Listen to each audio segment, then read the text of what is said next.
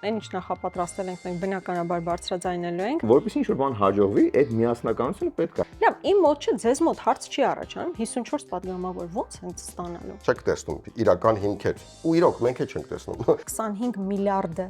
որտեղ է անհետացել։ Մինչև հաջորդ ընտրություններ հաստատ չեն բացահայտի։ Նիկոլ Փաշինյանի անունը ստալիս sense թռնում են օպտիչնում են ցած Նիկոլ Փաշինյանը ինչ կապ ունի։ Թող թիրախավորեն։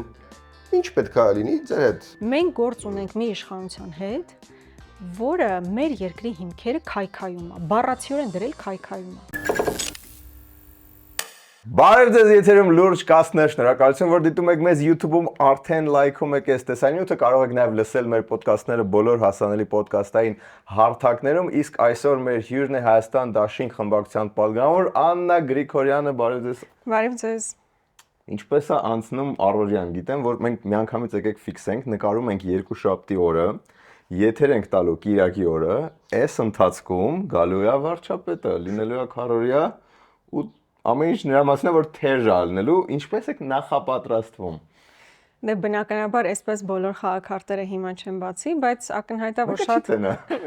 շատ թեժ քարոզիա է լինելու, հաշվի առնելով այո, որ բյուջեի քննարկումը լինելու, հետեւաբար Նիկոլ Փաշինյանը գալու է։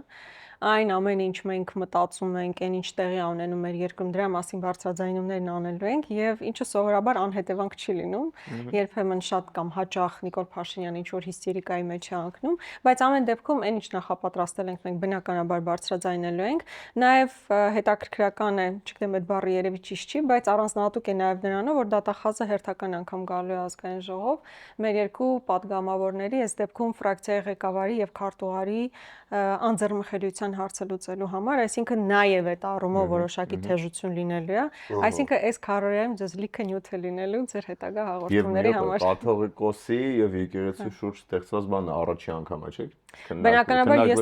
ես վստահ եմ, որ Նիկոլ Փաշինյանը ելույթ ունի, բյուջեի այսպես քննարկման ավարտական ելույթ ունի, վստահ եմ, որ այդտեղ շատ մեծ չափաբաժին նաև եկեղեցուն անվիրված լինելու, ի վերջո վերջին մի ամիսը ամբողջ դրա մասին էր, թե ինչպես գրոհել եկեղեցուն եւ ինչպես հեռացնել կաթողիկոսին։ Okay, սկսենք հերթով։ Իրականում այս ձեր նշած բոլոր թեմաների մեջ կուզենայի լավ խորանալ, բայց սկսենք վերջից միջինից անձեռնմխելիությունից զրկելու այդ գործընթացը։ Դա նոր բան է, թե տենց մի 4 տարի առաջ էին ուզում կամ մի քանի տարի առաջ ու հիմա նոր բան է ստանում, թե այս վերջի անգամ, որտեվ կա տեսակ է, այս վերջի անգամ որ շատ ջղայնացավ, ափերից դուրս եկավ, ասացի պատվալներ, բան ես ինչ ու որպեսի մեր կապարանոց չլինի, օքեյ, դե հիմա խոստացել եմ ԱՀՑ պատվալներ, կոնտենս մի բան փորձենք քրեական գործընթաց սկսենք։ Ինչքանով է լուրջ իրանց հիմքերը, ինչքանով է հավանական, որ կզրկվեն անձեռնմխելիությունից ու ինչքանով է հավանական, որ գործընթացը կտանի ազատազրկման կամ նման մի բանի։ Տեսեք, նախ յուրաքանչյուր գործի համար դատախազը մտնում է խորհրդարան, որպեսզի խորհրդարանից թույլտվություն ստանա կոնկրետ այդ գործով քրեական հետապնդումը շարունակելու։ Օրինակ Սեյրան Օհանյանի մասով սա առաջին դեպք չի, էլի եղել է, որ դատախազը մտել է կոնկրետ դեպքի մասով անձեռնմխելիության զրկման process են սկսել։ Այս դեպքը Սեյրան Օհանյանը եւ Արծվիկ Մինասյանը մի դրվագով փոխկապակցված անձինք են, այսինքն նույն դրվագի համար է։ Բայց որպեսզի ավելի լավ պատկերացնենք իրական ինչ է տեղի ունեցել եւ ակնհայտորեն այս գործը մի քանի տարի առաջվա ինչ որ հողեր եք վերցրել, այդ տարբերակը որ լսել եմ։ Հա, իրականում ինչ էր վերջին հարց ու պատասխանի ժամանակ, երբ հերթական անգամ կոռուպցիայից մի քանի դրվագով հարց էինք տալիս, ես էլ վերջին հարց տվողն էի։ Դրանից հետո ինքը ընկնում է հիստերիայի մեջ ու անձնապես Սեյրան Օհանյանին ասում է դու գնալու ես, քեզ դու առաջինը պետքա պատասխանատվություն կրես, հերվից գոռալով ասում է քեզ որտեղից Սևանում դա չէ եւ այլն, վստահ եմ այդ կտորը լսել եք։ Մենք լսել ենք, բայց այդ նայելուց հասկանալի չի ում ասում, կարող ենք ենթադրենք, բայց ինչ որ գորում է ներսը ձեզ ավելի հասկանալի։ Դե քանի որ մենք այնտեղ էինք, իրավիճակը հասկանալի էր եւ դա ուղիղ հենց Սեյրան Օհանյանին էր ինքը հնչեցնում այդ իր հայտարարությունները եւ դա անհետևանք չեղավ, ընդհանրապես որոշ կարճ ժամանակ հետո այդ գործը մտավ վերջնական փուլ, այսինքն կոնկրետ ցուցում ստացավ Աննա Վարդապետյանը, որ այն գործը, որ տարիներ շարունակ առանձնապես բան չէին գտնում, հակառակ դեպքում կանեին, հիմա ուղղակի ապօրինի կերպով գալու են եւ այդ անձեռնմխելիության հարցն են փորձելու լուծել։ Բա ինչ ա եղել իրականում։ ինչպես։ Տեսեք, ես շատ մանրամասն չեմ կարող բաները, արգումենտները դնել, հավանաբար Արծվիկ Մինասյանն էլ Սերան Օհանյանն էլ իրենց դիրքորոշումները կհայտնեն, հա, որովհետև ես շատ մանրամասն այդ գործին չեմ տիրապետում, համենայն դեպս Արծվիկ Մինասյանի մասով հարցը այն է, որ ինքը եղել է այն ժամանակ բնապահպանության նախարար եւ ինչ որ մի բան պետք է արվեր, որ չի արել, բայց չնայած դա չէր մտնում իր լիազորությունների մեջ, կարծում եմ Արծվիկ Մինասյանը շատ մանրամասն կխոսա, բայց ուզում եմ ֆիքսել որ այս գործը տարիներ շարունակ ինչ որ միտեղ դրված էր, բայց ակնհայտ էր, որ այնքան բավարար հիմքեր չկար շարունակելու համար, բայց Նիկոլ Փաշինյանի այդ հիստերիկայի մեջ հնչեցված հորդորները եւ ցուցումը ուղիղ ազդանշան էր Աննա Վարդապետյանի համար, որ պետքա գործով զբաղվել։ Պասեն դուք սադրեցիք ու ջարդվեց էներգո խեղճ մարդկանց։ Գիտեք, չի առաջին մարդը չեք, որ ասում եք, սա ես ահա որ վատ եմ զգում։ Բայց իրատեսականորեն դե քվեարկելու են, չէ, իրանց Ես այդտեղ, հա, այդ հարցադրումն էլ հնչեց, արդյոք ազգային ժողովը համաձայնություն կտա, ես մի վարքյան նույնիսկ չեմ կասկածում, որ ԿՊԱ-ական մեծամասնությունը ինչ խնդիր ունի, կնոպկա կսխմի կգնա, այսինքն առաջին դեպքը չի, նույնիսկ Հովիկ Աղազարյանի մասով մարդիկ կային, ովքեր ԿՊԱ-ական բարձրաձայնում են, հիշում եք Վիլեն Գաբրիելյան եւ այլն ասում էին, մի րոպե, այստեղ հիմքերը կարծես թե այդքան ամուր չեն, ինչ եք անում, բայց միևնույնն է շարունակեցին կողմ քվեարկությամբ, բայց շատ ափսոսանքով հանեցին, էլի, այդ բանը, էլի, այդ sense բաներ որ լույսը միշտ հիշում եմ Սիմփսոններում մի հատ սերիա կար, որ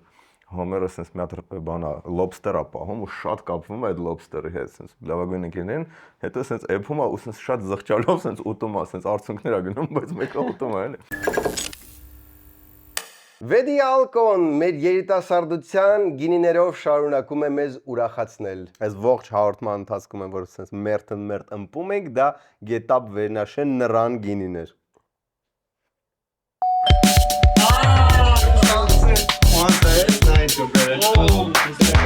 Das Վերնաշեն թե Արենի։ Bibi salata. Kajar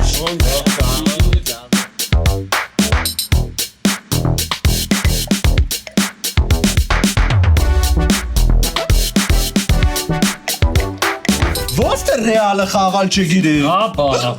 Էդ իմ ներկայության պասի։ Ինչի ռեալ է։ Հաճախ երբ մեր քեֆը լավ է, մեզ թվում է մենք կինոյի մեջի տեղեն ենք։ Վան Դամը կրավավի սպորտում, Շվարցը Տերմինատորում, Սպայդերմենում, եղբայրս կամ ինչու ոչ քույրս, դա տենց չի, խաղաղվիր, խմիր այնքան, որ երեկոյի համը չհանես։ Վեդի ալկո, ամեն ինչ չափի մեջ է գեղեցիկ։ Այ ապրես, արադ 73-ի կենացը։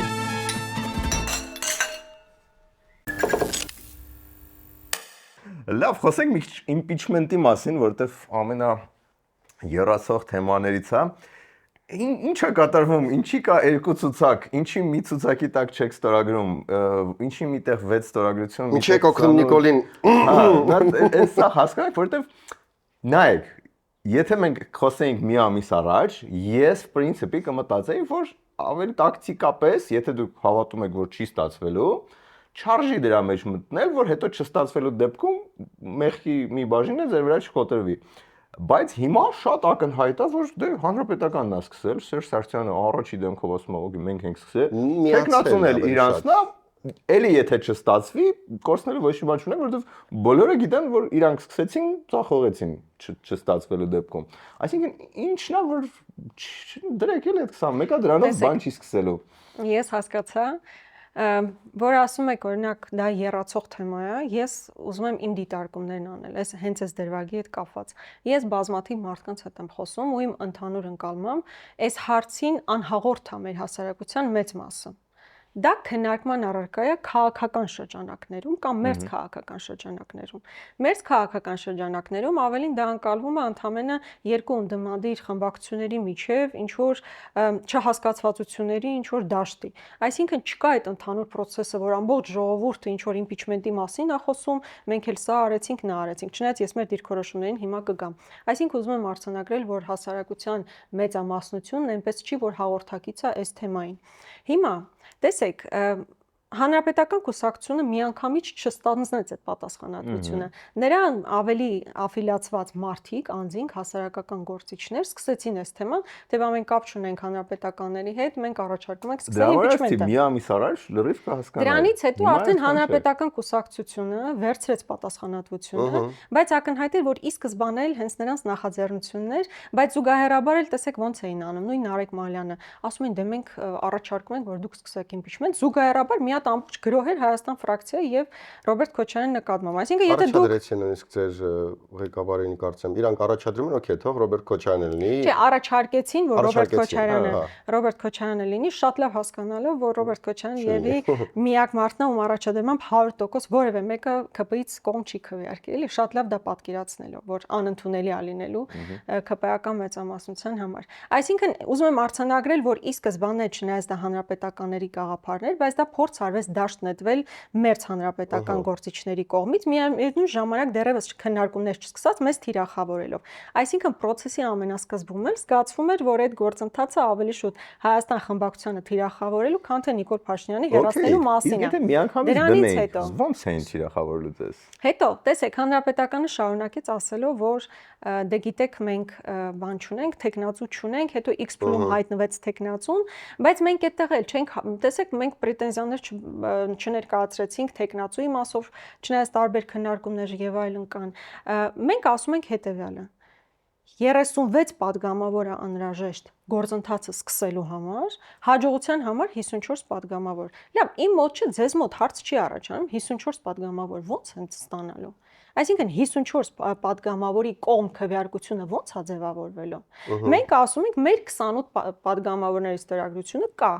Երբ որ դուք մեկնարկեք գործընթացը, դուք ուղղակի իմացեք, այդ մենք պատասխանատու կերպով հայտարարում ենք, ստորագրություններն էլ կա։ Մեկնարկի փուլում եկեք վերցրեք տարեք։ Սկզբում ասում էին 36 ստորագրություն լինի, կարող են մուտք անել, որը կլինի տրիգեր փողոցի գեներացման համար։ Ընդհանուր ընկալումը այդպեսին է։ Հիմա ասում են 36-ը մեզ հարկավոր չի։ Մեզ պետք է 54, այսինքն 54 մարդու ստորագրությունից հետո նոր կմտնեն խորհրդարան։ Հիմա լավ, եկեք օբյեկտիվ դատենք, ռացիոնալ դատենք, դա հավանական է։ Այսինքն 20 падգամավոր լինելով ԿՊ-ական, լինելով ԿՊ ֆրակցիայի անդամ, ստորագրելու այդ թղթի տակ ու շարունակելով լինել ԿՊ ֆրակցիայի անդամ։ Օրինակ Շարմազանը մեզ ասում է այդ ստորագրությունների պահվածքը, պատկերացրեք, ես գնամ որևէ մեկին ասեմ $5,000 տուր, ինքը ասի, տեսեք, գրպանումս է, բայց չեմ տալիս։ Բայց ես այստեղ ուզում եմ ճշգրտում մտցնել, որպեսզի իրավիճակը ամբողջական լինի։ Եթե ինչ-որ մեկը գա, օրինակ Սերգեյ քեզ ասի, ես ուզում եմ $20,000 մեքենա գնել, դրա համար է ինձ դա պետք։ Դու 5,000-ը որ ունես կտաս, ասում եմ, հա, կտամ, որ պայն գնաս գնելու, ես քեզ կտամ։ Հիմա իրանք այդ գնման process-ին կներեք, որ սենց բան արեցի։ Մեկնարկի process-ը չեն ասում երբ է լինելու, ոնց է լինելու, փողոցային շարժում երբ է նախատեսված է, նախատեսված չի, բայց այդքանով հանդերձ, այդ որևէ հարցի պատասխանը չունենալով, ասում ենք, որ փուլում դուք սկսեք process-ը, մեր 28 ստորագրությունը պատասխանատու կերպով հայտարարում ենք, որ կա։ Հիմա իրանք դրա համար եմ ասում, մեզ պետք է հանգիստ թողնեն այս առումով, շարունակեն իրենց գործընթացը, շարունակեն երկու падգամավորների, որպեսզի դառնան 36 մնացած ԿՊ-ականների հետ։ Լավ, ես օրինակ անկեղծ կարծում եի, որ այս մեր հայտարարությունից հետո իրանք ընդհակառակը կասեն, վերջ, մենք այս 28-ն էլ ունենք, գնում ենք առաջ, բայց չէ, մարդիկ չեն ուզում գնան առաջ, որովհետև ի սկզբանե, ինչպես ասացի, իրանք հիմնական խնդիրը դա չի եղել պարզումը։ Եթե դա լիներ, կասեն, всё, 28-ն էլ ունենք, այսինքն 34-ը կա, գնում ենք մնացածի հետևից, բայց դա չեն անում։ Հետ գնալով նրան, որ ենթադրենք իրանց հիմնական խնդիրը ձեր խմբակցությանը վատ լույսի ներքո ներկայացնել է։ Ինդուլգենցիա միանգամից չեք ստանա, նրանով լավ վահան, եթե ասեք, всё ունեք, այլ քննադատելու առարկա չէր մնա։ Նայեք, ստորագրությունները ոնց է ձևավորվել։ Ես չեմ մասնակցել այդ քննարկմանը, երբ Հանրապետական կուսակցությունը եկել էր մեր խմբակցության մի քանի падգամավորներով քննարկում են, ընդհանուր process-ը հասկանան, որ ուղղությամբ են տանում։ Եվ ինչպես իմ ընկերներն են ասում, հենց քննարկումների ժամանակ դեռ չավարտված Հանրապետական կուսակցության պատիվ ունեմ խմբակցության падգամավորները Facebook-ում գցում են այդ ցուցակը իրենց ստորագրությամբ։ 6 ստորագրությամբ, այսինքն իրենք չէին եկել քննարկման այդ փաթեթով, որի տակ մենք պետք է ստորագրեին։ Իրանք քննարկում էին եւ այդ նույն պահին զուգահեռաբար գցում են, դուրս են գալիս, ասում են կա ընդամենը 6 ստորագրություն։ Երբ դեռ վերջնական որոշված էլ չէր, ինչ են կանում, ոնց են կանում։ Տեսնելով, որ այդ մարդիկ մեզ հետ ես կարծում եմ անազնիվ մոտեցում էր բուն քննարկումների ժամանակ հրապարակում անելը, մենք էլ վերցնում ենք նմանօրինակ, նույնական ձևաթուղթ, բոլոր падգամավորներով ստորագրում ենք եւ հերթական անգամ մեր քաղաքական կամքն ենք ցույց տալիս, որ փուլում մեկնարկի process-ը 36-ի ժամանակ կուզենաք մեկնարկեք, 36 падգամավորից 28-ը մերն է, վերցրեք մեկնարկեք, 54-ի ժամանակ ուզենաք մեկնարկեք, 28-ը մերն է, գնացեք մնացած պակասող ձայները փորձեք հավաքագրել։ Ես չգիտեմ դրանից ավել մենք ինչ պետք է անենք, ընդ որում, նորից եմ ասում, մենք շատ ազնիվ ենք նաև մեզ ընտրողների հետ։ Մենք էլ չենք տեսնում օբյեկտիվորեն այսօր հնարավորություն պարարտ դաշտ, որ դա իրականացվելու է, եկեք մեզ հարց տանք, մենք ուզում ենք, որ 34 ստորագրություն լինի ու դրանով ավարտվի, թե ուզում ենք 36-ով օրինակ գնանք, շարունակենք, 54-ով արդյունք ունենանք։ Հիմա մենք արդյունք ենք ուզում, թե ուզում ենք ուղղակի ֆիկտիվ տարբեր, այսպես տաղավարներում նստենք ու խոսենք իմպիչմենտի մասին։ Ես այդտեղ կարամ պաշտպանեմ մի քիչ իրանց, այն իմաստով, որ կային որոշ նախաձեռնություններ, որ դուք իրականացրեցիք, ու իմ համար էլ դրանք դες միանշանակ հաղթանակող ավարտվող չէին, բայց հանրապետականը ոնց որ միանում էր դրանց ու մասներ կազմում։ Օրինակ, երբ որ Վազգեն Մանուկյանը հայրենիքի փրկման շարժումի բաներ, իմ համար առաջին օրվանից սուպեր անհեռանկարային չլնող բաներ։ Դուք երևի տենց չեք գնահատում, բայց կողքից տենց էր։ Հիմա իրանք էլ կարային այդ դիրքը բռնեին, ասեն, օքեյ, մենք չենք միանում։ Ուզում եմ ասեմ, որպեսզի ինչ-որ բան հաջողվի, այդ միասնականությունը պետք է։ Հիմա որպես ընդդիմադիր դաշտի պոտենցիալ ընտրող ես նայում եմ լիքը հասես տեխնիկական մանր ներանձնային բաներ ասցիք, որ այդ հրապարակման ժամանարեցին լայվում վատ բան ասեցին, բայց մենք նայում ենք մեծ process-ի էլի, որ ոնց որ երկու խմբակցություն էլ ասում է, որ Նիկոլը այդ ինչ որ տենց մեծ չարիք է որ եկել է ու ամեն ինչ պետք է անենք, բայց եթե մեզ քննադատում են կամ եթե ինչ որ մի քիչ շուտ հրապարակեցիք բան, այս բաները, որտեվ ընտրողը ինքը չի խորանում այդ սախ, դուք ես սկզբում ասացիք, որ հանրային բան չեք տեսնում, հանրային բանջի տեսնանքից ես տեսնում եմ, որ ինչ որ մի հատ մեծ նպատակ են հռչակել երկու խմբակցություն, ընդդիմադիր ու ոչ մի բան չեն անում։ Ընդ որում այնց չի է, որ դրսում էլ մի հատ ուժեղ ուրիշ ընդդիմադիր արտախորհրդարանային ուժ կա, որը էլի ինչ որ բան անում, չէ, բացառապես ընդդիմադիր դաշտում այդ երկու խմբակցությունն է ու իրանք են մնացածը եւ այն բոլոր այն մնացած շարժումները բան տենց 0-ից մի քիչ բարձր ռեյտինգ ունեն, էլի մենք ռեալ խոսում ենք իրականում ինչ որտեղ ցավոք սրտի էլի, որտեվ ես կուզենայի ինչ որ առողջ մի հատ նոր ուժ լիներ, բայց հիմա այսքանի մեջ է ընտրությունը ու այդ այսքանում այդ երկուսով չեք կարող պայմանավորվել, ոնց որ շատ անդուրժ տպավորություն է դրսից։ Նայ, հայրենիքի փրկության շարժման մասին խոսեցինք, դա լրիվ այլ գործընթաց էր, մի քանի տարբեր ուժեր միավորված, այսինքն դա նես չէր, որ Հայաստան խմբակցության կամ Ռոբերտ Քոչարյան, այն ժամանակ Հայաստան խմբակցություն չկար, Ռոբերտ Քոչարյանն էլ ընդհանրապես դիմադրության շարժումը, այո, հիմնականում մեր նախաձեռնությունն է եղել, որի միացել է Հանրապետականը, եւ մենք այդ ժամանակ բավականին ազնիվ կերպով եւ մեր ծրագրերն ենք ներկայացրել, եւ հավանականությունը նրանով էր, որ փողոցային շարժում է, գնում ես, փողոցային գեներացիան ապահովում ես։ Այդ ժամանակ եթե հիշեք հայտնի հայտարարություն էր Նիկոլ Փաշինյանի, որ Արցախի մասին մասով նշաձողը պետք է իջեցնել, եւ դա հանդիսացավ տրիգեր։ Դուրս եկանք փողոց, ծրագիր կար, հիշում եք, ես էլ օրինակ բանից քայլում էի, տարբեր ուղղություններից քայլում էինք, եկանք միավորից, այսինքն մի ամբողջ ծրագիր կար, թե դա ինչպես ենք անելու,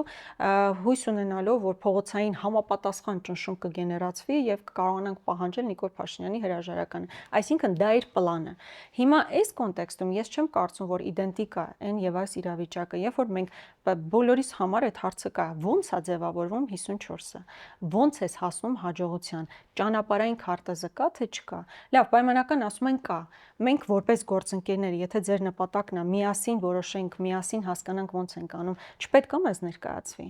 Չպետք է ասվի, օրինակ, այս քայլից հետո սա ենք անում, այս քայլից հետո նա ենք անում։ Հա, տեսեք, նույնիսկ վարչապետի տեխնացուի մասով ինքը ընտրված սիրված համայնքապետ է, բայց օբյեկտիվորեն նաև կարող է հարց հնչեցվի, չէ՞, արդյոք համաժողովրդական շարժման առաջնորդության տեսանկյունից ամենահամապատասխան դա էլ չենք հարցնում, բայց օբյեկտիվ մի քանի հարց կա, այսինքն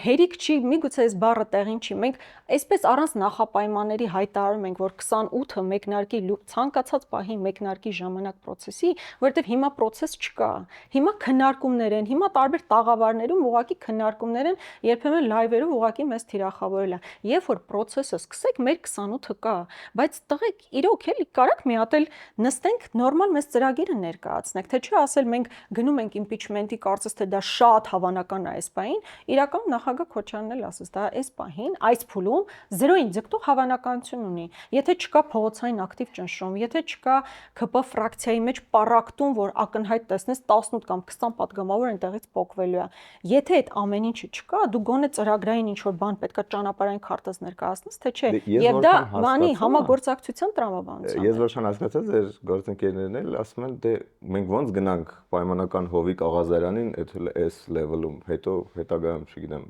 իրանցից մեկին համոզելու, որ մենք լուրջ բան ենք սկսել, եթե մենք անգամ ամենաանդիմադիր կուսակցությունների ստորագրությունները չունենք։ Դե հիմա չունենքը, ես արդեն չգիտեմ, որ երրորդ անգամ Հովի Ղազարյանը ոնց վստահի էլի Էդգար Ղազարյանին, եթե անգամ այդ 28-ը։ Դե Էդգար Ղազարյանը չի արդեն process-ի հիմնական ինիցիատորը, պատիվ ունեմ խմբակցության մեր գործընկերները, այո, Դավիթ Համբարձումյանը, որտեվ ինքն է առաջը դրված, այո, նորմալ է, որ պետքա գնա քննարկի, մենք ասում ենք, որ մեր ստորագրությունները իրենք ունեն այդ process-ի համար,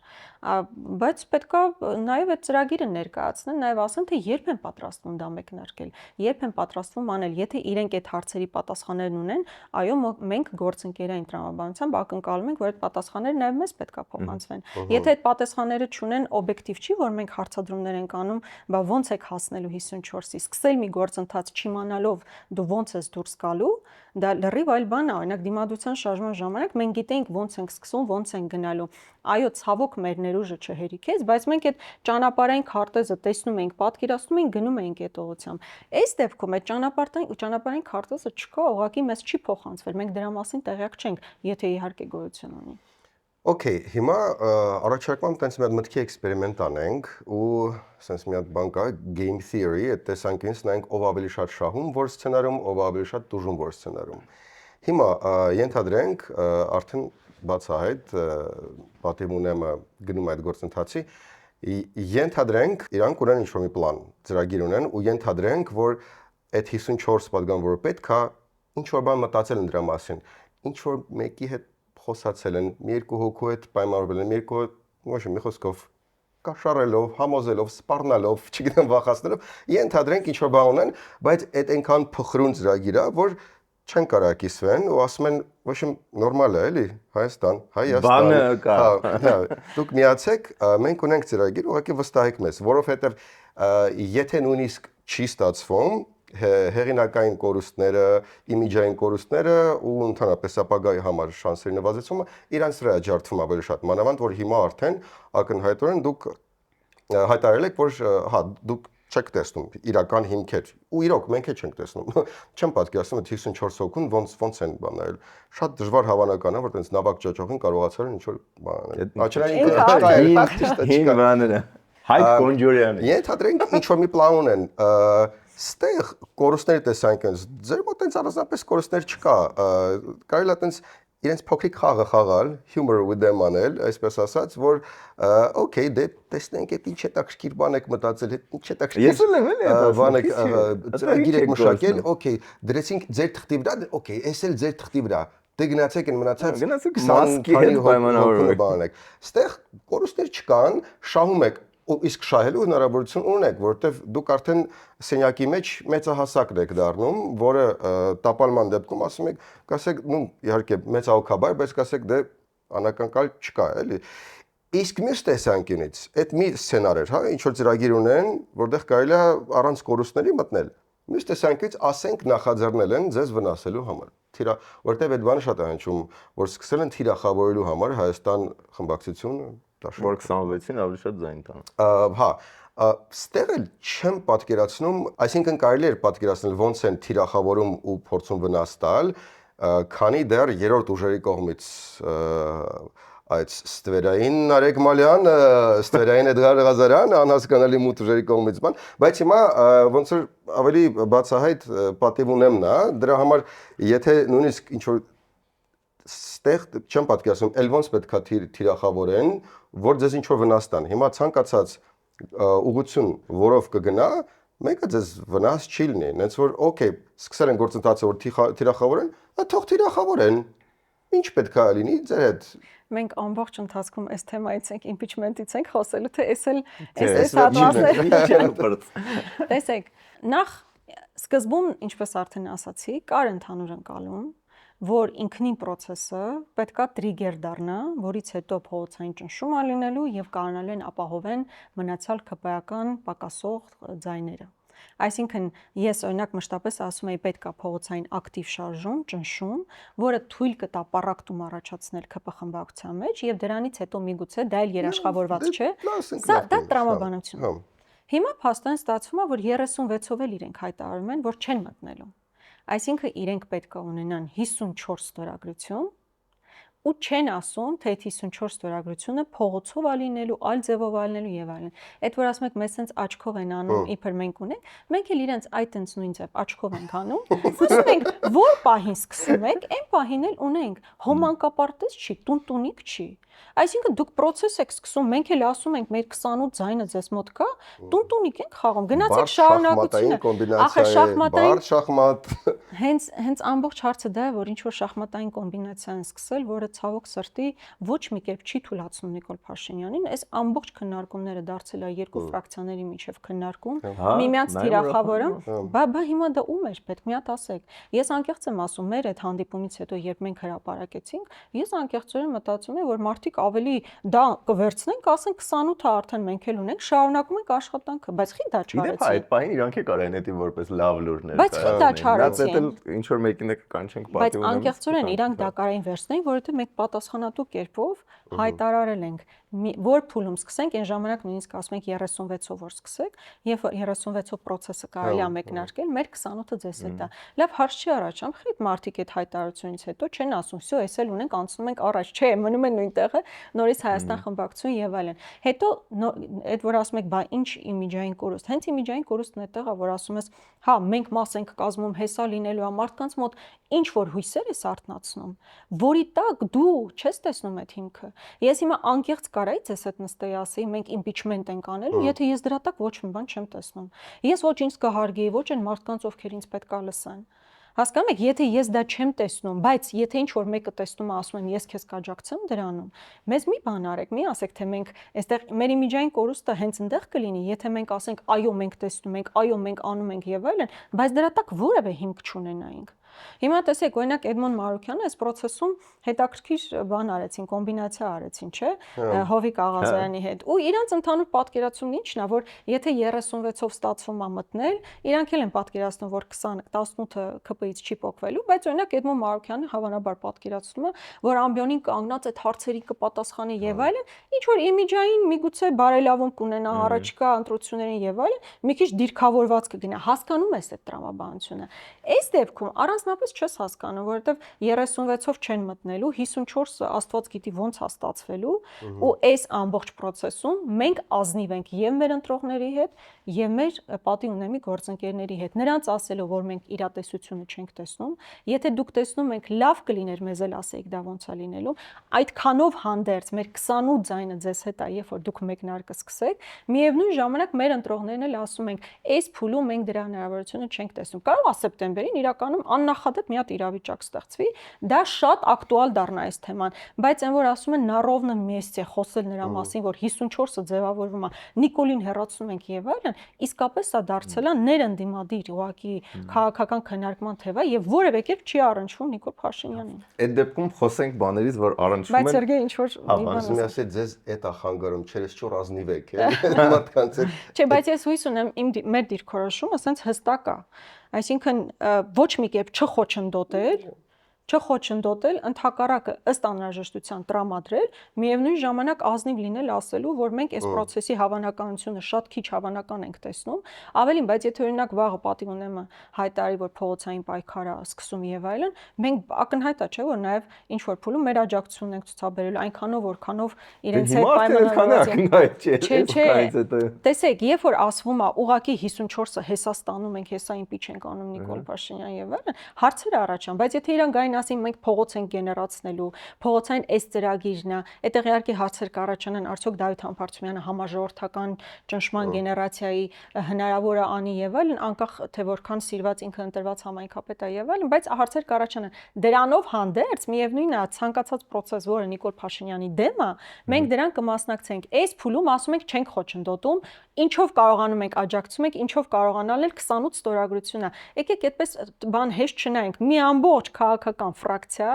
առանց շատ մեծ հարցադրումների ասում է մենք աջակցում ենք ձեզ մեր 28 ստորագրությամբ։ Դրանից ավել էլ ինչ անենք։ Մեր նախորդ հաղորդմանը համելացրինք, որ Նիկոլը Փաստորեն առաջ է գնում ու ուզում է երկու ստորագրությունը պակասացնի ձեր 28-ից, էլի, ինքնից մի բան էլ ավելի հեռանկարային է գնում։ Լավ, հիմա այն թեման, որ իրան իսկականից դուր չի գալիս, Անիֆից մի քիչ խոսենք, մանավանդ որ այն վերջի բանը որ տեղի ունեցավ,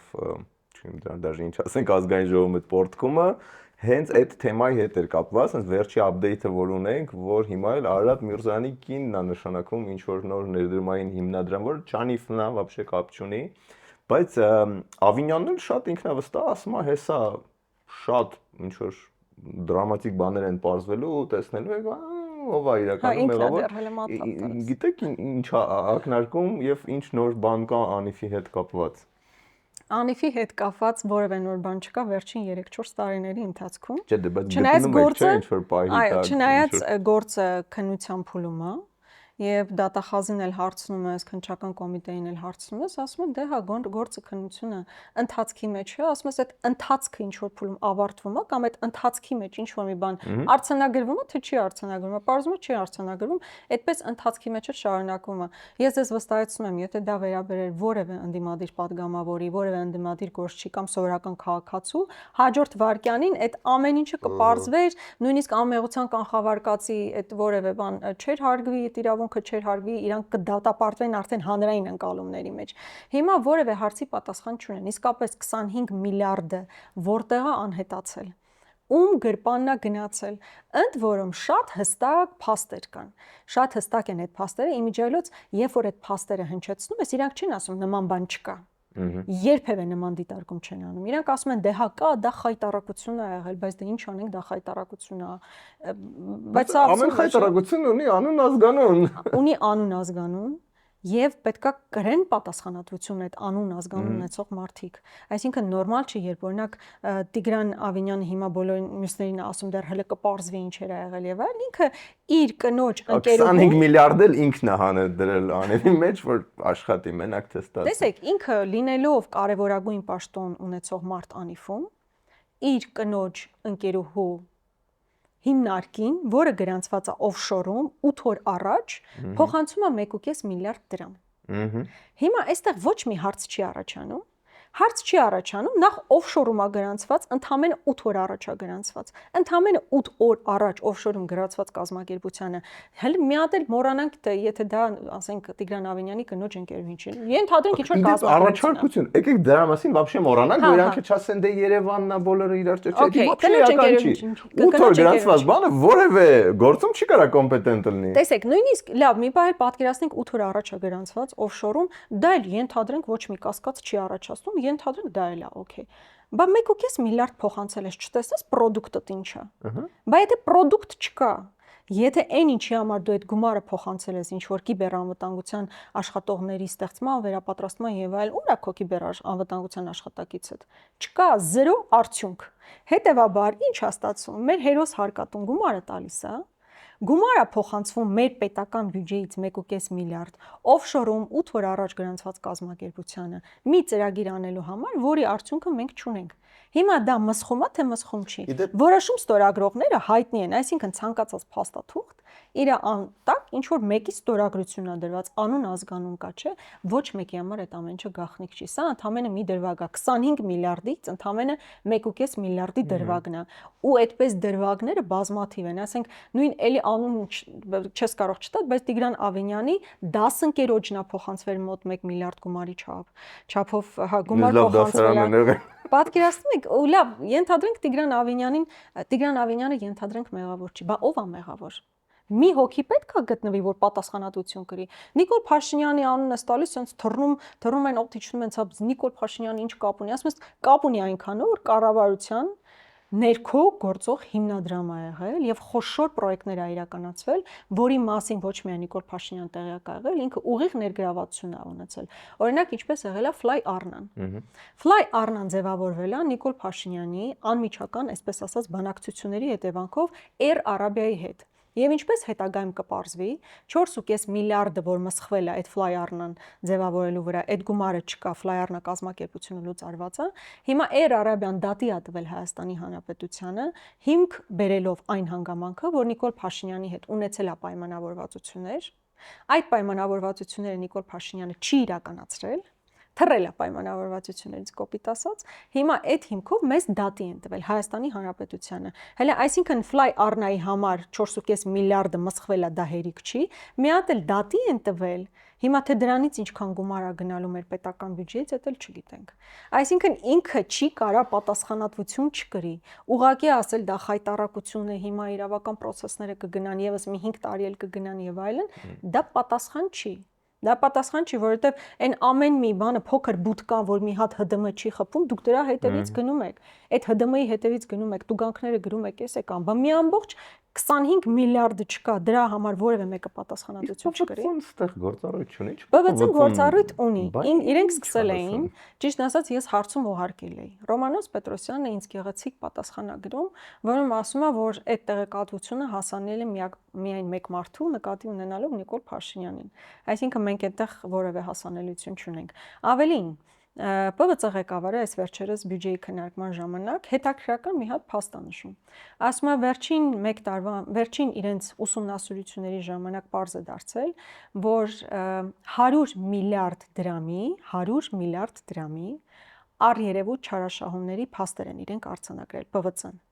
որից պետական բյուջեը վերադարձվել մինչև 1 միլիարդը, այսինքն ընդամենը 1% էֆեկտիվություն։ Այսինքն ՊՎԾ-ն արձանագրել է 100 միլիարդի առերևույթ չարաշահումների փաստ շեղում,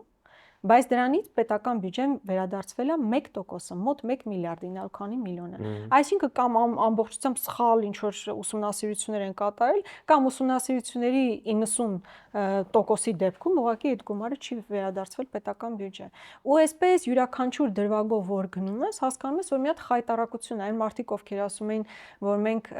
կոռուպցիայի հետ կապ չունենք, այդ նախկիններն էին կոռումպացված, մենք տեսեք ինչքան բարի ազնիվ տղեկ ենք, որ կոռուպցիայի մեջ ներգրավված չենք, հիմա ամբողջությամբ դա ուղղակի բացահայտվում է։ Օրինակ այդ օրինակը բերում եմ, դուք գիտեք, որ քաղաքի կենտրոնում շատ լավ իրականում սրճարան կա, որին այդ նույն Անիվ հիմնադրամից տրամադրվել է $500,000։ Ուզում ասել, այդ միակ բանն է, արդյունքն է, որ միջև հիմա կա, Fly Arnan չկա, արևային բաները չկան, բայց Hard Rock Cafe-ն, Hard Rock Cafe-ն կա։ Իրականում ես խնդիր չունեմ այդ սրճարանի, որովհետև ինքը լավ կաֆե է իրականում, բայց այստեղ հարց է առաջանում, որքանով է եղել նպատակահարմար պետական բյուջեից, հարկատուների գրբանից ինչ որ կոնկրետ բիզնեսին գումար տրամադրելու համար։ Ես վստահ եմ, որ Hard Rock-ը կարող էր նաև մեկ անձի ներդրում ունենալ, վստահ եմ այդ մարդիկ կարողանային այդ ներդրումը ապահովել առանց հանրային միջոցների։ Իսկ իրականում այդ Մասդարը եւ այլն ինչն էր խնդիրը նաև Անիֆի, որ բացի նրանից, որ խոշոր գումարների մսխում էր, ինքը նաև մեր Մասդարը վերջերս էլի ոդկասթի ընթացքում ասեմ, որ շատ հաջող Ադրբեջանում հենց դա է ուզում ասել։ Այնտեղ ամեն ինչ ստացվեց։ Մեր իմիջի վրա նավահանգիստն է Վրաստանում, ոնց որ հրաշալի ստացվում է։ Մեր ներդրումային իմիջի վրա շատ լուրջ ազդեցություն է ունեցել, որտեղ օրինակ Արաբական Միացյալ Էմիրությունների հետ 2 պրոյեկտ է արել Անիֆը, մեկը Մասդարն է եղել, մեկը Fly Arnan, երկուսն էլ տապալվել է, Fly Arnan նույնիսկ դատական հայցով, իսկ Մասդարը ուղղակի չկա։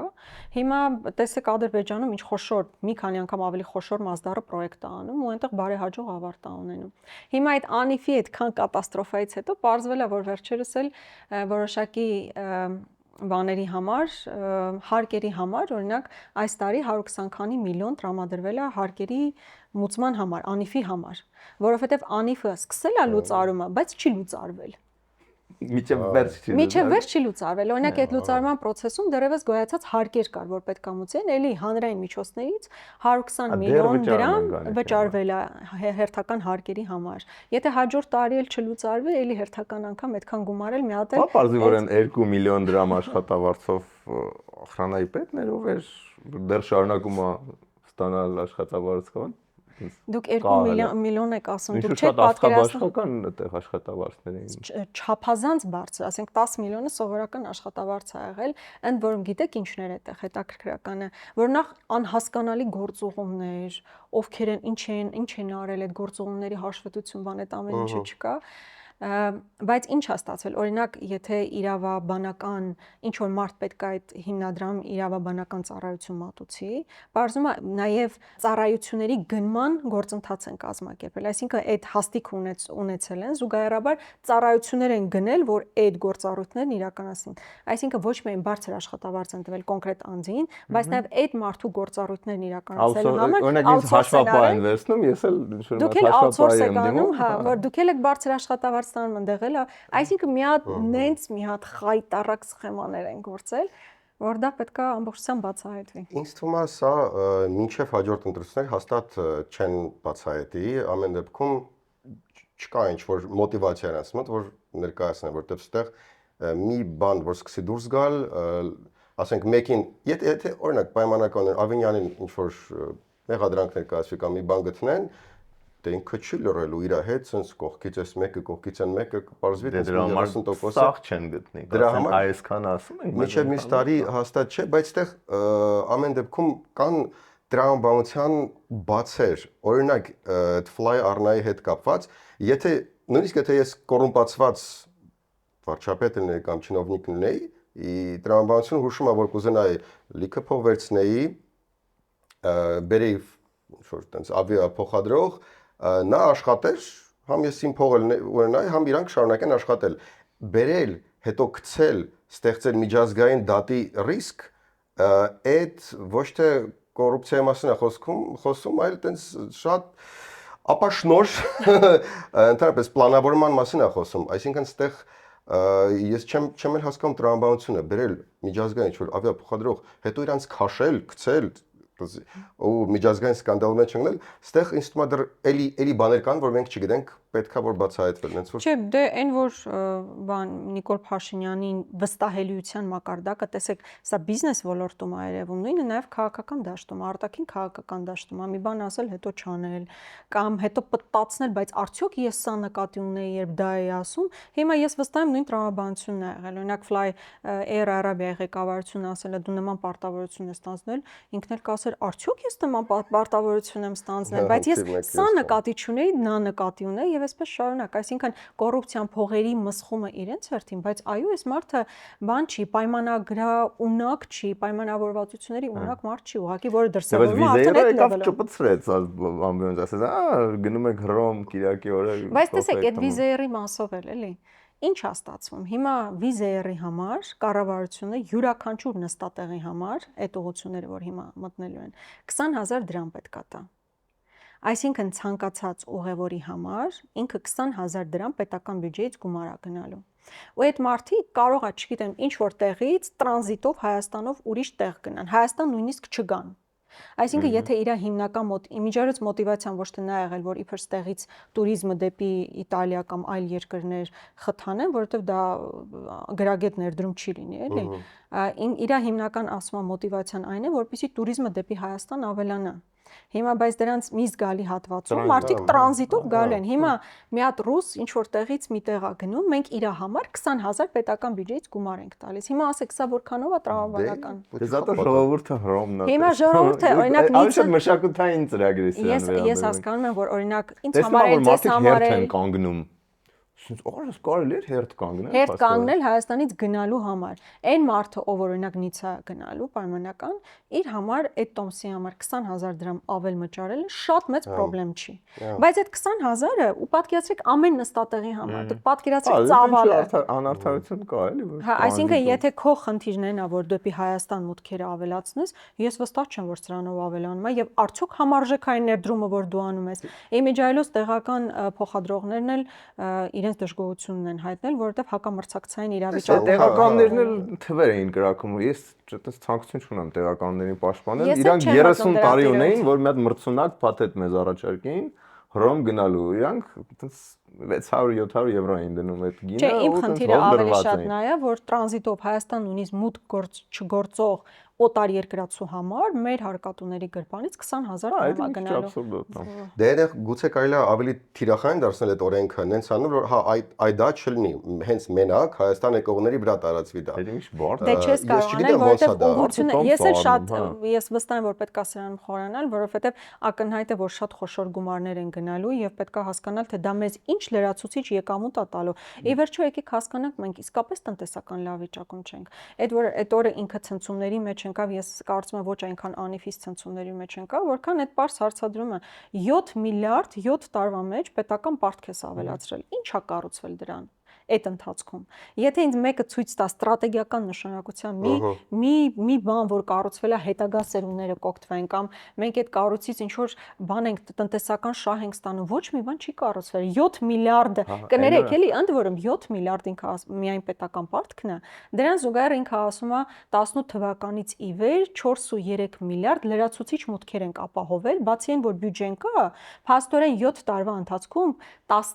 11 միլիարդից ավել գումար ա եկել պետական բյուջե։ Այսինքն դա որտեղ տեսնենք Հայաստանն այնքան փոքր երկիր է 11 միլիարդը միտեղ պիտի երևար թե չերևար տնտեսության ինչ որ ճյուղ կարար զարգանար դրա միջոցով որ ճյուղն է զարգացել բացի բանը բուքմեյքերականները եւ այլն AI բան ենք բացում Nvidia-ի հետ գործարան ենք բացում ու այդ ելնողների բանը Աստված տա որ այդ ամեն ինչը լինի բայց զուգահեռաբար մենք հիշում ենք որ 6 թե 7 միլիոն դոլար էլ ծախսվել էր արբանյակ թռցնելու վրա այդ ոչ մի օգուտ մեզ դա չտվեց ավելին հիմա չկա դա քրեական գործի շրջանակներ կան հիմա քրեական գործը հարուցվել է դեպքի մասով այսինքն այդտեղ էլ խնդիր ունենք 6 միլիոն դոլարը օթա ցնդեցվել հա տենց բան ա եղել ամեծ PR-ը արվել պոպուլիզմի դոզաներով որ տեսեք բան ենք թռցնում արբանյակ ունենք մենք արդեն արբանյակ ունենք եւ այլն հիմա այդ արբանյակը բնականաբար չկա քրեական գործ կա եւ Սա է իրական։ Տնտեսությունը ահավոր է, բայց ես օրինակ բերեմ, նոր ձեր տեղը Արթուր Վանեցյանն էր նստած, ու ինքը խոսքի մեջ ասեց, որ 12 միլիարդ արտաքին պարտք ունենք։ Ես մտքում ասեցի արդեն 13 է, ու իր հետո որ եկել էր 10 չէ, 14 արդեն։ Շուտով կդառնա 14։ Ընդ որում մի հատ կներես կարևոր շեշտադրում անեմ։ Եթե եւ ընդ որում նախկինում վերցված մեր պետական պարտքը ավելի փոքր ցածր տոկոսադրույքով էր, քան հիմա։ Այսինքն այդ ոչ միայն գումարի չափն է մեզ համար խնդիր, այլ նաև այդ տոկոսադրույքը բավականին բարձր է ու հիմա փաստացի մենք կարող է հանգրվանենք այն իրավիճակի, որ ստիպված ենք փող ներգրավել ուղղակի տոկոս փակելու համար եւ պատահական չի, որ ինքը ստիպած այսպես դնում բոլոր հարկերը բարձրացնում, այսինքն փոքր միջին ձեռնարկատերերի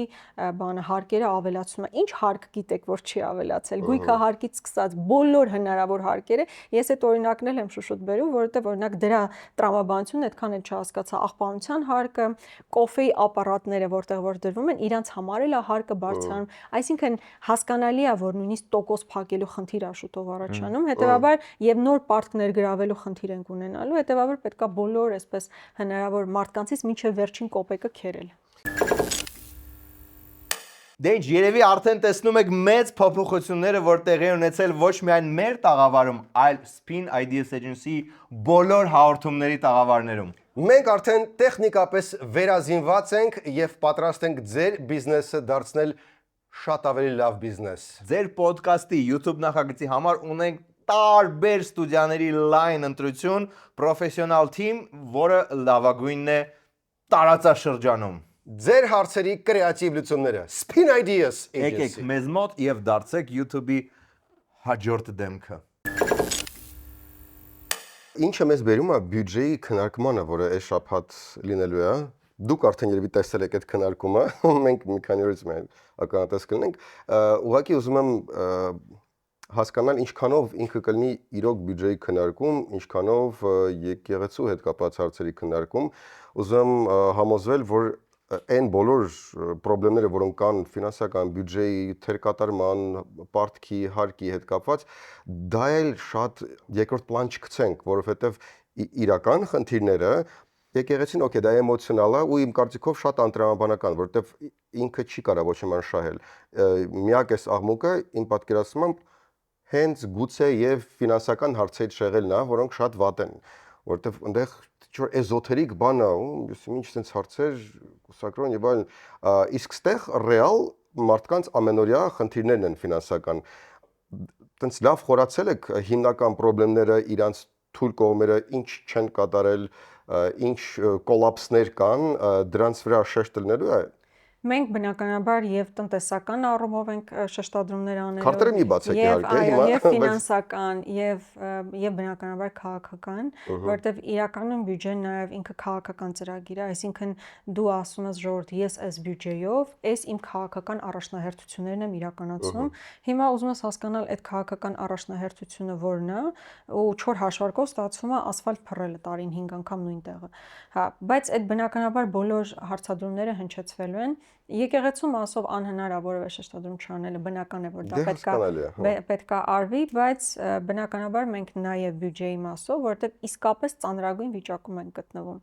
Ռուս-ուկրաինական պատերազմով պայմանավորված որոշակի հնարավորություններ էին ստեղծվել, եւ այդ ընթացքում տնտեսական լավ ակտիվ ինչ որ դրսևորումներ կային, դա էլ չկապիտալիզացվեց, այսինքն դա էլ չվերածվեց ինչ որ կոնկրետ բանի, որ մեզ հետագայում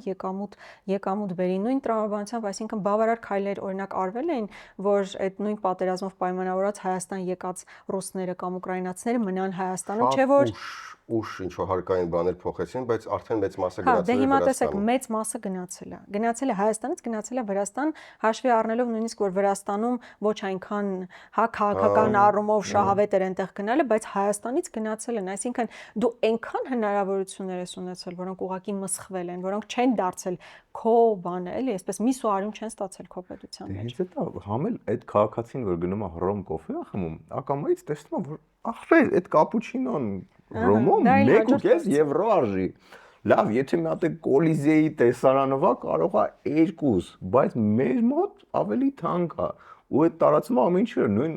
ռուսների հետ էլ էլի խոսալուց իրանք ասում են մեր մոտ այնքան կենտրոնում էլ սկի ցեզերը այսքան չարժի, ինչքան ձեզ մոտ։ Ու մարդիկ որ գնում են սուպերմարկետ, էդ են տեսնում, որովհետև այդ ամենաառաջինն է, էլի մենք իշխանը էլ տենց քննադատ ենք բանենք, մենք մարդու այդ սուպերմարկետի չեկը տենց ամենաուժեղ փաստարկն է։ Հիմա ոնց էս հարկային բեռը մեծացել է, տնտեսական վիճակը վատացել է, մի հատ եկեղեցու դեմ է սենց մտել, կոռուպցիայի մասին արդեն սենց ճճացող փաստերը ունենք, բայց փողոցը չի գեներացվում, այսինքն ոնց է դա հնարավոր։ Տեսեք, ընդհանուր դժգոհությունը կա, բնականաբար, ու ես կարծում եմ պիկին է հասել այդ դժգոհությունը եւ մարդկանց բացարձակ մեծամասնությունը ուղղակի այսպես նաեւ ինչ որտեղ ատելությամբ բալացված է իշխանությունների նկատմամբ, բայց դա կոնսոլիդացնելու համար ես վստահ եմ, որ ինչ որ կայծ է պետք, որովհետեւ այդ դժգոհությունը լինում է, օրինակ ինչպես 18-ին ա եղել, այդ դժգոհությունը եղել է եւ իմ ընկալմամբ 18 թվականին տրիգերը հանդիսացել է Սերժ Սարգսյանի նորից վարչապետի տեխնացում առաջադրվել է, այսինքն եղել է կոնկրետ իրավիճակ, որը կոնսոլիդացրել այն համընդհանուր դժգոհությունները, որ եղել է մարդկանց միջավայրում։ Հիմա էլ այս ընդհանուր դժգոհությունը կա, բայց որpիսի ինքը կոնսոլիդացվի, կապիտալիզացվի, կոնկրետ ինչ որ կայծ է պետք։ Հիմա այդ կայծը լինելու դեպքում ես կարծում եմ հնարավոր է նույնիսկ արտահերթ զարգացումներ լինեն։ Հաճախ մենք նաև քննարկում ենք 26 թվականի ընտրություններ եւ այլն, բայց ես կարծում եմ հնարավոր իրավիճակի պայմաններում կարելի է գործը ավարտին հասնել մինչև 26 թվականը։ Որտեւ դժգոհությունը Նիկոլ Փաշինյանից չի վերածվում ավելի մեծ աջակցության ձեր երկու քաղաքական ուժերի։ Մենք տեսնում ենք, հա, իր ռեյտինգը ընկել է, բայց դրանցա ձերն էլ հանրապետականին էլ բարձր չի։ Ու ուր ասա դա ընտրությունը ինձ թվում է չի հանգուցալուծելու սա անկեղծ ենք ինձ թվում է եթե այսօր գնանք ընտրության ինքը առանց հաղթումների էլ կարա հաղթի չէ ինքը վերընտրվելու ուղղակի նույնիսկ տեսական շանս չունի եւ իրանք էլ դա շատ լավ գիտեն այդ էմոցիոնալ պորտկումները նաեւ դրանով է պայմանավորված այսինքն վերընտրվել նշանակում է 50 գումարած 1% ունենալ ինչը բացառվում է հոգիա գնացել մի րոպե պետական ապարատը սիրուն շարքով կարգով գնալու է Ես հասկանում եմ, որ լինելու են ադմինիստրատիվ ռեսուրսի մեծ մասը չի գնալու, մեծ այդ մարդկանց բողոքը արտահայտվելա չգնալով։ Մեր ամենամեծ խնդիրը։ Ինչը հեշտացնում է 50+1-ը ստանալը։ Այս պահին մեր ամենամեծ խնդիրը ոչ Նիկոլ Փաշինյանի ռեյտինգը այդ բան տրենդը գնում է, այլ ինքը անդադ անկում է ապրում, ամեն ինչ փորձում են, տեսնում եք, կրթվել է նորաձևը, փաստացի քարոզարշավ են իրականացում, դա էլ գումարների մսխման մի տրամաբանություն է, որովհետև պարզեց, որ պետական բյուջեից է այդ ամեն ինչը իրականացվում։ Բայց օրինակ Գյումրիի ընտրությունը ցույց չտվեց, որ շատ լավ էլ աշխատում է։ Ես օրինակ 3 անգամ ավելի քիչ կպատկերացնեի, որ իրանք պետք է ստանան ձայն քաղաքի հանրապետության ամենաանդիմադիր պատմականորեն քաղաքում։ Իրանք իրականում չգիտեմ, սա ոնց եք դուք մեկնավորում եք, ինձ թվում է անհանգստացնող շատ ձայն ստացան։ Լավ, մի թեմայից մյուսը գնացինք, բայց հիմա այդտեղ Գյումրիի մասով ես կարծում եմ որոշակի դրական իրենց համար դերակատարում ունեցել է տեխնացուի հարցը, այսինքն եթե այդ տեխնացուն չլիներ իրենց ԿՊ-ական տեխնացուներից որևէ մեկը էականորեն ավելի քիչ ձայն էին հավաքելու, բայց Գյումրիում ստացվեց բոլոր ընդդիմադիրներով ի վերջո բերել կոալիցիան կառավարման, այսինքն կոալիցիա ձևավորել տապալելով ԿՊ-ին, մի րոպե, բայց արդյունքն է կարևոր, տապալեցին ԿՊ-ին շատ լավ մի բան անելով, մարդկանց ընտրատարածքներ տանելով, այսինքն յուրաքանչյուրը իր ընտրողին կարողացել էր համոզել, կարողացել էր ասել, որ դու գնա ընտրատեղամաս։ Ես կարծում եմ մեր ամենամեծ խնդիրը, եթե հասնենք ընտրություններին, լինելու է մարդկանց ընտրատեղամաս տանելու, այսինքն ասելու, որ պետք է գնալ ընտրություններին, պետք է մասնակցել ընտրություններին, որովհետև որքան քիչ են մասնակցում, այնքան շահում է միայն Նիկոլ Փաշինյանը։ Հիմա տեսական շանս չկա, որ ինքը 50 գումարած 1 կհավաքի, նույնիսկ տեսական շանս էլ չկա Արամ Սարգսյան կամ Եվրադաշինք կոչվածով, իրանք դա շատ լավ են հասկանում։ Ես դες վստահեցնում եմ, նույնիսկ իրենց հարցումներն են դա ցույց տալիս, հատկապես Արամ Սարգսյանի ռեյտինգն էլ որոշակիորեն իջել է, մասիվի թաղապետ եւ այլ գործոններով, նաեւ աշխարհակաղակական տարբեր ընկալումներով պայմանավորված, իրենք փորձելու են երրորդ խաղացող, այսպես ասած, փորձելու են ներգրավել ընտրական process-երում, դեռ ակնհայտ չի դա ով է, բայց ես նաեւ տեսնում եմ, որ շատ մեծ մարդկանց խումբ կա, ովքեր որևէ մեկին չեն սատարում, որևէ կողմ չեն ուզում նայել, այդ ոչ թե անտարբերների, այլ բոլորից հիասթափվածների մի մեծ խումբ կա մարդկանց, եւ այդ առումով էլ ես օրինակ ակնկալում եմ, մենք իհարկե այդ ուղղությամբ մեր աշխատանք տանելու ենք, մեր աշխատանք տանելու ենք, բայց ես նաև ակնկալում եմ, որ դաշտում բավականին քաղաքական, հասարակական գործիչներ կան, ովքեր տարբեր առիթներին, տարբեր թեմաներով խոսում են եւ կարծում եմ վաղուց արժե, որ նաև քաղաքական հայտ ներկայացնելու մասին մտածեն եւ միգուցե նաև այդ ուժերը, մի քանի ուժեր կկարողանան իրենց շուրջ կոնսոլիդացնել այդ անտարբերներ չասենք, բայց հիասթափվածների մարդկանց մի խմբին։ Այդ առումով, եթե տարբեր ճակատներով ընդդիմությունը գնա, ես կարծում եմ, որ Գյումրի տարբերակում աշխատել է, տարբերակով կաշխատի։ Նարեկը համաձայն չի։ Իմ համար շատ Փիրոսյան հաղթանակ է, էլի, դաժան ամոթա դրան հաղթանակ ասել, որովհետև չմոռանանք ումով է տարվել այդ հաղթանակը, հա։ Դες եթե գալու է հանգելու է նրան, որ ինչ-որ տենց ակնհայտ, տենց քրեա օլիգարխիկ ինչ-որ լծակներով պետքա բանենք, դա տենց բացարձակ դեպի դրական նվաճում չի լինել։ Չէ, ինչ նկատի ունեք։ Դե ով ամենաշատ ձայնը դարավ Վարդան Ղուկասյանը։ Գյումրիի մասով։ Հա, իսկ դա այն հաղթանակը չէր, որի մասին ժողովրդավար երկրում նորմալ առողջ մարդը կարա երազի։ Շան կոմունիստների հետ։ Էլի հա, սենց ինչ որ կարկատան արած, շատ խայտարակ պարտություններ է դի։ Իմիջիայից Երևանում էլ հնարավոր էր այն ժամանակ այդ նույն արդյունքն ունենալ, բայց այդտեղ չստացվեց։ հա,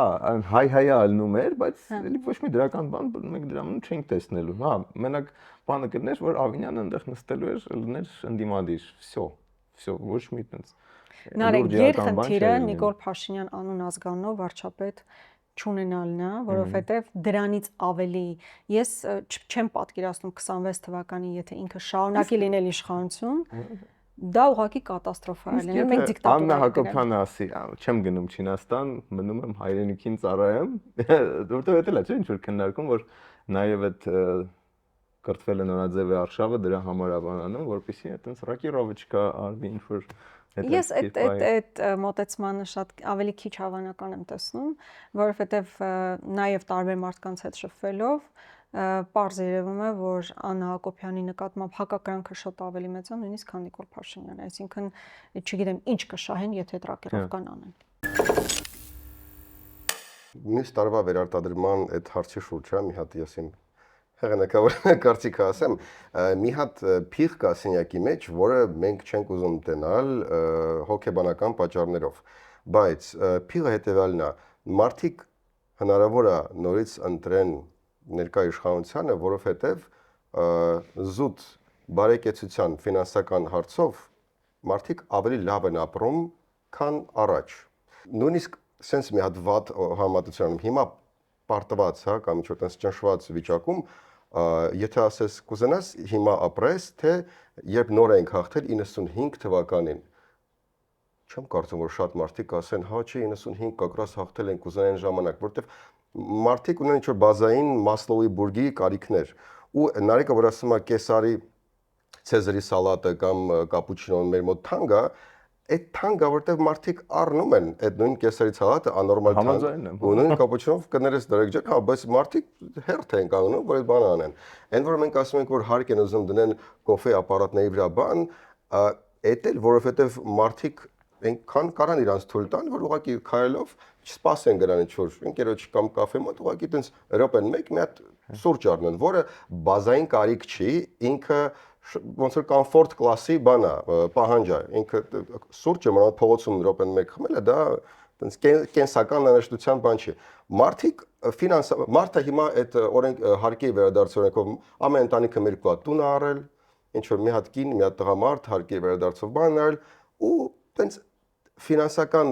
տեխնիկական առումով օքեյ է իրանց մոտ։ Դրա համար երբ ասում ենք, որ մարդիկ ինչի չեն գեներացնում փողոց, դրա համար որտեվ կուշտ են։ Ես անկեղծ ասած այդ պնդմանը շատ Դա ոչ պոպուլար պնդում է, ուղղակի չէ, ինչ առումով, փաստացի ինչ է ստացվում, փաստացի ինչ է ստացվում։ Մարդկանց աշխատավարձերը շատ չեն բարձրացրել, միջին առումով, հա, թոշակառուների գումարը բարձրացել է, բայց օրինակ 18 թվականին, բայց 18 թվականին եթե այդ նույն գումարով կարող էին ավելի շատ բան գնել, քան հիմա հաշվի առնելով գնաճը։ Այսինքն գնաճով պայմանավորված թոշակառուների ավելացած գումարը էական ազդեցություն չի ունենում իրենց կենսամակարդակի վրա։ Ընդհանուր աշխատավարձային ֆոնդը որպես այդպեսին չի բարձրացել, բայց համատարած հարկերը բարձրացել են, հատկապես վերջին տարիներին։ Վերջին մի քանի տարիներին։ Հետևաբար ասել, որ հիմա մարդիկ շատ ավելի լավ են ապրում, եթե դուք տեսնում եք գրեթե ամեն օր, ամեն շաբաթվա ռեժիմով սոցիալական խնդիրների բերումով մարդիկ միցինգ են անում կառավարության շենքի դիմաց։ Եթե դրան էլ գումարում ես, օրինակ հիմա արտահանողները ինչ լրջագույն խնդրի առջև են կանգնած, Վրաստանը ուղղակի փակել է ճանապարհը։ Գինի արտադրողները, կոնյակ արտադրողները, ծաղիկը, ծիրանը եւ այլն հիմա արդեն արտահանման լուրջ պրոցեսներ պետք է լինեն, խնդրի առաջ են կանգնում էկոնոմիկայի նախարար փոխանակետ հարցելուցի, կաթողիկոսի եւ մյուս սրբազանների անկողնոց ուղղակի դուրս չի գալիս, հա։ Այսինքն ակնհայտ է, չէ, որ մարդիկ այս պահին հաստատ ավելի լավ չեն ապրում։ Եթե դրանն էլ գումարես այն հոգեբանական, այն օրինակ ես վստահ եմ, որ նույնիսկ եթե մարդիկ այս պահի դրությամբ ֆինանսական ոչ նորմալ սկսել են ապրել, անձնական ինչ-որ գործոններով պայմանավորված,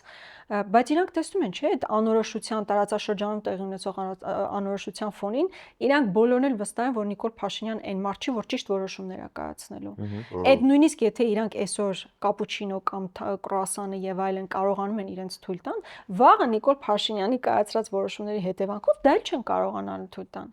Այսինքն ընդհանուր ստեղծված մթնոլորտը ես վստահ չեմ այնպեսին է, ինչպեսին դու նկարագրեցիր, որ մարդիկ հիմա լավ են ապրում, դուրս չեն գալիս, ամեն օջախ պայթում է ուղղակի։ Որտեվ ես երկուսի փաստարկների հետ էլ ընդհանուր առմամբ համաձայն եմ, կարող է այդ արտահոսք կա շատ դժգոհ քաղաքացիների, կարող է անշարժ գույքը այնքան է թանկացել, որ այդ շատ ծայրահեղ դժգոհ մարդը կարողանում այդ ցախ ծախել ու մի կերպ ներթափանցել գլենդել։ Կարող է շատ դժգոհ մարդիկ չեն էլ մնում Հայաստանում, մարդիկ իսկապես դուրս են գալիս։ Վիճակա։ Ես օրինակ դա նկատել եմ իմ տղայի դասարանի վրա, երբ մի տարվա ընթացքում 5 երեխա ուղղակի դուրս է եկել դասարանից Կանադա եւ այլն տարբեր տեղեր գնալու համար։ Դա եւս կա, բայց ես հաճախ վերցնում եմ յուրաքանչյուր ոլորտում, յուրաքանչյուր սեգմենտում, օրինակ գյուղատնտեսություն լինի, մյուս կտորները լինեն ու չեմ տեսնում, թե ինչի հաշվին մեր տնտեսությունը պետքա լավը լինի, որ նաեւ ընդհանուր տնտեսական միջավայրը լավ լինի։ Ես չեմ տեսնում, որ ակնհայտորեն մեր աշխատավարձերը, չգիտեմ ինչ ձև, հա, մարդկանց աշխատավարձերը բարձրանում են, հետեւաբար իրանք ավելի լավ ապրել դժվար են պատկերացնում, նույնիսկ եթե խոսքը միայն իրենց անձի մասին լինի։ Ի վերջո լավ ապրելը միայն սեփական տանը կամ սրճարանում ինչ որ բան իրեն թույլ տալու մասին չէ, դա ընդհանուր միջավայրն է, ընդհանուր process-ներն են, այդ process-ներից յուրաքանչյուրը դիտարկելիս արտահանում, տնտեսություն, չգիտեմ, ֆինանսավարկային քաղաքականություն, արտաքին քաղաքականություն, անվտանգային քաղաքականություն, այդ ամեն ինչը եթե գումարում ես, մարդ իրեն չի կարող այսպայն լավ զգա։ Դուք մենակ ամեն առավոտ արթնանում ես Նիկոլ Փաշինյանի գրառումները կարդում ես, ինչքան էլ լավ սկսած լինես ապրել։ Այդ միջավայրում հնարավոր չի լավ ապրել։ Բայց պոզիտիվ է միշտ լինում։ Առաջինը Իրանի նրանց ովքեր աղքատ են, հեյ, հես արհեստանալու են ու երկրորդը նոր գալիս է ու մի հատ sense։ Բայց եթե դու թույն չնչող մարդ ես, կարդում ես ու ասում ես լավ ասեց։ Ոչ ոք ռիսկ չէր անում ասել, իսկ ինքը ասեց։ Չէ, բայց այդ մթնոլորտը եկեք ընդունենք, որ ազդում է։ Այդ ընդհանուր միջավայրը, մթնոլորտը բարոյահոգեբանական, ասենք 18 թվականին մարդն ինչ էր ասում, սիրում եմ, խոնարհվում եմ, սիրո եւ հանդուրժողական հեղափոխություն, հիմա համատարած ատելություն է։ Իմ ջայից երբ ինձ հարցում են որն է ամենամեծ մարտահրավերը, բացի նրանից, որ բնականաբար անվտանգային մարտահրավերներն եմ նշում, թիվ 2-ը կամ նույնիսկ առաջինը մեր երկրում տեղի ունեցողն է, այսինքն եւ բոլորը բոլորին ատում են։ Համատարած ընտանիքի ներսում, հարևանությամբ, չգիտեմ, այս խայտարակ թիրախավորումները, ու ես կարծում եմ Նիկոլ Փաշինյանի քաղաքականությունը հենց այդպեսին է, բաժանել որ տիրես այդ բաժանիր որ տիրես քաղաքականությունը ինքը ворթեգրել է, ոնց հնարավոր է լինում բոլոր շերտերի միջև այսպես պարակտվածություն առաջացնում։ Ես կարծում եմ ինքը նաև խնդիր է տեսնում եկեղեցուն էլ ներսից պարակտման տանելու, բացի այն որ թիրախավորումը, նաև ակնկալում է որ կարողան նաև ներսից պարակտում առաջացնել այս ընդհանուր մթնոլորտում, տնտեսական վատ վիճակում, պետական պարտքի նման գոյության պայմաններում, արտաքին անվտանգային մարտահրավերների պարագայում, եթե նույնիսկ դու կարողանում ես այսօր քեզ թույլ տալ մի կապուչինո խմել այսքան բարձր գնով, ես վստահ եմ, որ մնացած գործոնները չեն կարող քեզ որպես մարդ, որպես քաղաքացի հանգիստ այդպես մթնոլորտում քեզ թողնել, որ դու կարողանաս վայելել քո կապուչինոն։ Հուսով եմ շատ բան չէ։ Նույնիսկ ասի այդ ամիսը մի կապուչինո մի խմեք ու միացեք մեր Չէ, լավ է, թող մարդիկ շարունակեն եւ իրենց կյանքը ապրել եւ այլն։ Նկատի ունեմ, իսկապես Հայաստանը նենց խաչմերուկում է գտնվում այս պահին, նենց անվտանգային մարտահրավերների ներքո է գտնվում, որ յուրաքանչյուր քաղաքացի ինքը այդ պատասխանատվությունը իր վրա պետք է զգա, էլի, այս փուլում ճիշտ որոշում կայացնելու անտարբեր չլինելու առնվազն։ Բայց այդ քաղաքացուն էլ պետքա տալ, ինձ թվում է այդ լավ առաջարկություն էլի, ես անդադ այս impeachment-ի բանով հետ օրինակը բերում եմ, որ քաղաքացուն ասում են ոնց որ արի Opel-ը փոխենք ինչ-որ տենց հին Volkswagen-ով կամ ինչ-որ sense բան ու դա տենց լավ առաջարկ չի։ Երբ որ քաղաքացուն ասենք արի Opel-ը Lamborghini-ով փոխենք, քաղաքացին հերթ է կանգնելու, որ գնա անդրա տեղամաս։ Իսկ ո՞րն է Բայց Lamborghini։ դե չկա հենց դա, բայց էլ քաղաքական դաշտի բանն է, որ ձևակերպել այդ առաջարկը, որ Հիմա քաղաքական դաշտը, եկեք նաև հետևյալը ասեմ, քաղաքական դաշտը այնքան չասեմ քայքայված, այնքան գրավիչ չի, որ մարդիկ ուզենան հայտ ներկայացնեն։ Եկեք օբյեկտիվորեն, եթե չկա ուլտրա գաղափարական եւ այլն, այս պահին դժվար է տեսնել մարդու, ով տենց կերազի դառնա քաղաքական գործիչ, գնա պատգամավոր։ Այսօր ամենաթիրախավորված մարդիկ մենք ենք, եկեք ընդունենք։ Բայց նաեւ այդ երրորդ այսպես կոչված տեխնազում։ Ու չէ, դե այդ հիմա մենք անընդհատ Չէ, ենթադրենք այդ Սերգեյնն է, որ սենց գժատ գաղափարներով ինքը նաեւ ողջամիտ կարա մտածի, որ հենց ինքը ոտ դրեց ոչ միայն ԿՊՆ-ը իրան քննադատելու, այլ նաև երկու ընդդիմադիր խմբակցություններն են մնացածը չեմ ասում, հա։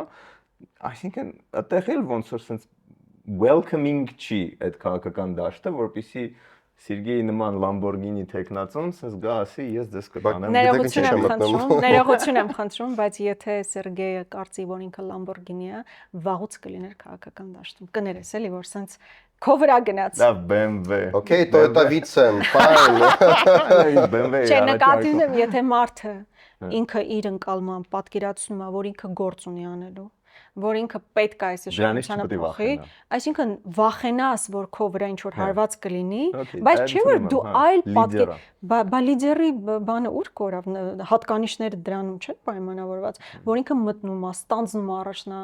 առաջնորդություն, այսինքն ինքը վախենում է անդիմության կամ իշխանության այս մի քանի թիրախավորումներից, բա ինքը ո՞նց է նստելու Ադրբեջանի հետ բանակցի, Թուրքիայի հետ բանակցի, Ռուսաստանի հետ խոսա, հասկանում եք, այդ չի կարելի ասել, ու հետո այս այլ կա էլի, որ բոլորը նստած կամ մի մասը նստած ասում է, վայ ինչ որ մեկը հայտնվի, բայց հարց չի առաջանում, բայց մեկը խի չի գալիս։ Բայց եթե այդքան լավն է, եթե այդքան լավ գաղափարներով է, եթե այդքան համարձակ է, քո երկիրը կարա առաջնորդի այս պատմական ժամանակահատվածում, ինքը վախենալու է բաներից թիրախավորել։ Պատերազմում ԿՊ-ն հաղթում է, որովհետև ինչ էլ կատարվում է, դա ներկայացվում է որպես նայեք դրական ինչ որ փոփոխություններ է գնում, որի մենակ հմեկով չի տենց։ Այդ ընկալումը մարդկանց մեջ կա, բիզնեսների մեջ էլ այդ ամենափոքր խանութից միջև ամենամեծը, որ հիմա գոնե տենց, հա, հարկերը շատացել են, բայց չեն գալիս, ասում ոչ մի պետք է այսքան փող տաս, թե չէ, քանի որ անորոշ է գրած բոլոր օրենքները կարանք այսպես մի 10 միլիոնի հագցնենք ու այդ որոշակի կանխատեսելիությունը ավելի լավ է դու կանխատեսես որ դու ավելի շատ հարկ ես վճարելու ու մի կերպ բիզնեսը տես նույնիսկ դաժե օպտիմիզացնես ընթացքում քան չիմանաս որ մեկը վաղը մեկին պլան դրեցին ինքն է մտնում ու 5 Ես կարծում եմ այդ ամբողջ համակարգերը մնացել են անցյալում, եթե դրանք ինչ որ դրսևորումներ եղել են, ես բացառում եմ որ դրա հնարավորությունը կարող է լինել PR մասով իրանք ոնց որ կրում են ու PR որևէ հակած այնպես լուրջ բան չի առաջարկվում այս վերջերս մի հատ շատ ուժեղ ոդկաստ էի նայում նրա մասին որ երրորդ ռեյխը իրականում failed state էր բայց հիմա որ մենք խոսում ենք երրորդ ռեյխ մենք միջև հիմա գնում ենք այն բանով դե հա գերմանացիք թույն աշխատում են ասես բոլոր ցուցանիշներով ապացուցում էր որ failed state-ի ամեն բանում ինքը առաջատար էր որտեղ ամեն ինչը պարտքով էր գեներացվում սարսափելի կոռուպցիա էր այդ բանի մեջ բայց բոլորիս ընկալումը մնացել է այն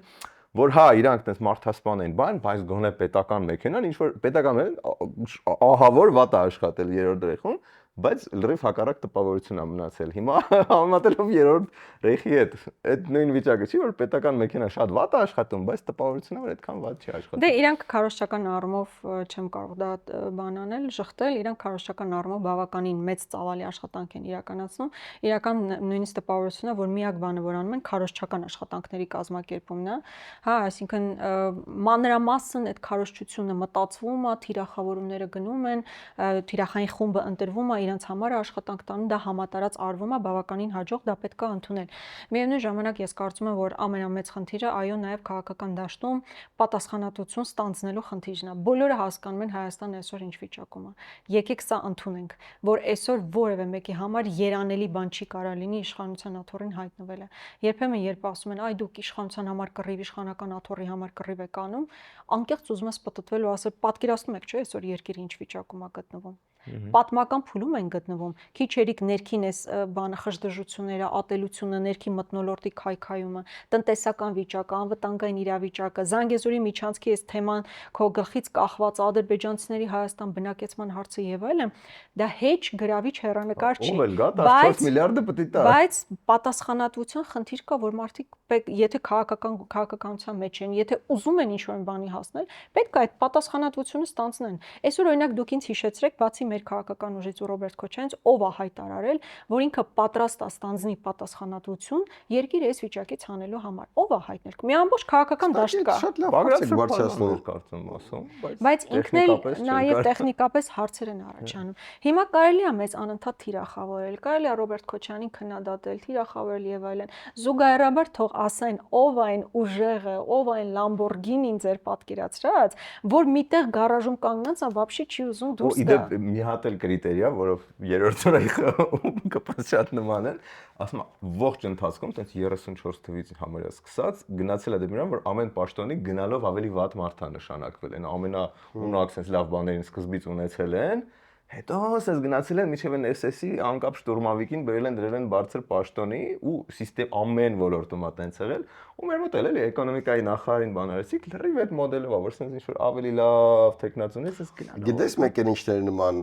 իրանց հիմնական ֆիշկան երրորդ ռեյխի, որ իրանք կտրուկ ոչնչացրեցին գործազրկությունը։ Հա, Այնտեղ թե սոցիալական просто մարդկանց կտրեք ոչնչացրեց։ Չէ, դա գործազրկություն է, լրիվ ամեն մեկին ինչ-որ բան տվեցին, դեմիչև է շատ վատ էր, այն ռեմարկի բաների գրքերը մերերում, որ sense կոնկրետ սով էր, բան, այստեղ գոնե մինիմալ բանը 100% զբաղվածություն էր համարյա։ Մեր մոտ էլ ահագին զբաղվածությունը մեծ է։ Չէ, գործազրկության հետ կապված այդ խնդիրն էլ չեն հաղթահարել, այսինքն ծայրահեղ աղքատություն, աշխատող աղքատների ցուցանիշով այնպես չի, որ մենք տենց եսի ինչ արդյունք ենք ունեցել, այստեղ էլ ինչպես։ Այնքան հայտարարություններ պահանջվում է աշխատող, պահանջվում է եսի ինչ, ես չեմ հիշում պատմության մեջ, էլի, այդ ուրիշ բան, որ այդքան լավ պայմաններով չի, բայց ես հիշում եմ, որ կար ժամանակ, երբ մարդիկ երազում էին տնից գոնե մեկը մի փոքր միտեղ պահակ աշխատի, հա, ու չկար այդ բանը։ Հիմա տենց գոյատևման համար տենց անհնար է մարդ ուզենա ուղղակի մինիմալ գոյատևման համար աշխատանք գտնի ու չգտնի, չէ՞։ Ենթադրում եմ, այո։ Այլ կերպ հնդիկները այդքան չէին գա, էլի։ Հա, հիմա նույնիսկ բանը Երևան City ես մտնում, դից կեսը հնդիկներ են աշխատում, ինչ նշանակում է, որ մեծ պահանջ կա աշխատողների։ Ճիշտ է, իրանք շատ ավելի համեստ պայմաններով են աշխատում, բայց օրինակը շինարարության գործերում մերոնք չեն համաձայնվում օրինակ դա անել։ Բայց մի հատ գալով նախորդ թեմային, հա, պատասխանատվության հարցին, իսկապես մի հատ փորձեք դիտարկել քաղաքական դաշտը։ Ես հիմա տեսնում եմ անկեղծորեն եւ ուրախ եմ դա տեսնել, որ առանձին մարտիկ անհատներ ավելի շատ հիմա քննարկումների մեջ են ինչ որ ուժեր ձևավորելու համար, ես միայն ուրախ եմ, բայց պետք է ստանձնել այդ պատասխանատվությունը եւ այնպես չի որ տարիներ կան մեր առաջ։ Հիմա հիմիկվանից պետք է ձևավորել, ստանձնել պատասխանատվություն, օրակարգ առաջարկել, մարդկանց հետ խոսել։ Ես ես վստահեցնում եմ, որ տաղավարներում հարցազրույցներ տալը կամ երբեմն ստատուս գրելը դա բավարար չի մարդկանց հետ աշխատանք կոչելու համար։ Այնպիսի համատարած աշխատանք պետք է իրականացվի։ Այս առումով Նիկոլ Փաշինյանը համ փաստացի վարչապետը արդեն ունի առավելություն, ադմինիստրատիվ ռեսուրս եւ այլն։ Զուգահեռաբար էլ այդ կրթությունը նորաձև է քարոզարշավը իրականացնում, հեծանվավազքա ինչ որ խմբի հետ ամ, այսինքն ինքը այդ process-ներն անում է, բայց մարդիկ կան, ովքեր սպասում են վերջին փուլում հայտարարեն, որ իրենք մասնակցելու են process-ին, անկեղծ ես դրա տրամաբանություն չեմ հասկանում։ Մարդիկ հիմիկվանից պետք է մտնեն, եթե ուզում են,